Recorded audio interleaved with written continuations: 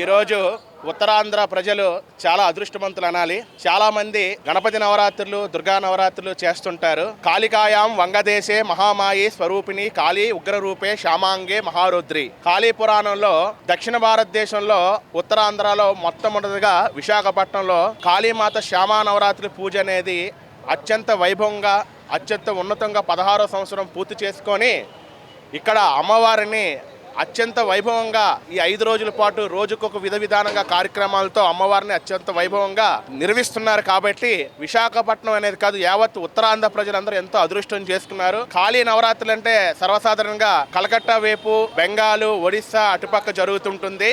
మన విశాఖపట్నంలో నేటికి 16 సంవత్సరాలు బట్టి చిన్న పెద్ద తేడా లేకుండా అందరూ అమ్మవారికి తోచిన విధంగా సహాయ సహకారాలు అందించి, అలాగే ఇక్కడ చేసే పని మెకానిక్ షాపులు, మొత్తం అన్ని షాపుల వాళ్ళు, వర్తమాన షాపులు అందరూ ఎక్కడ రైల్వే న్యూ కాలనీలో ఉన్న వర్తక సంఘం వాళ్ళు అందరూ కూడా దీన్ని నుంచోని దగ్గరుండి కార్యక్రమాన్ని నడిపించి ఈరోజు లక్షవారం 10,000 మందికి మహా అన్నదాన కార్యక్రమం, అలాగే రేపు శుక్రవారం సాయంకాలం 5 గంటలకి అమ్మవారి నిమజ్జన కార్యక్రమం అత్యంత వైభవంగా నిర్వహిస్తున్నారు.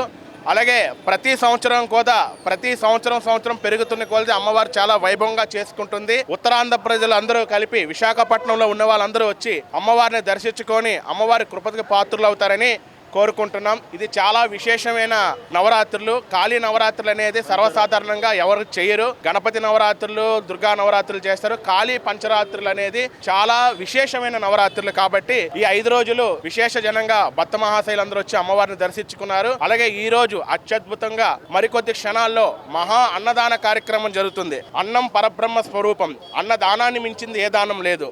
అలాంటిది ఈ రోజు ప్రతి వాళ్ళు ఈ అన్నదాన కార్యక్రమానికి సహాయ సహకారాలు అందించి కమిటీ వాళ్ళకి దగ్గరుండి అన్ని విధాలుగా సహాయ సహకారాలు అందించి ముందుకు నడిపించి మహా అన్నదాన కార్యక్రమాన్ని నిర్వహిస్తున్నారు.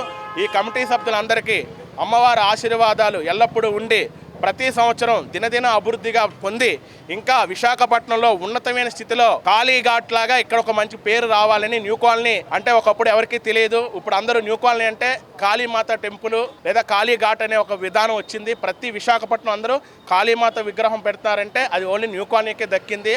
అదంతా నెరవేర్చిన కమిటీ వాళ్ళందరికీ అమ్మవారి ఆశీర్వాదం ఉండాలని. జై మా శ్యామా కాళీ.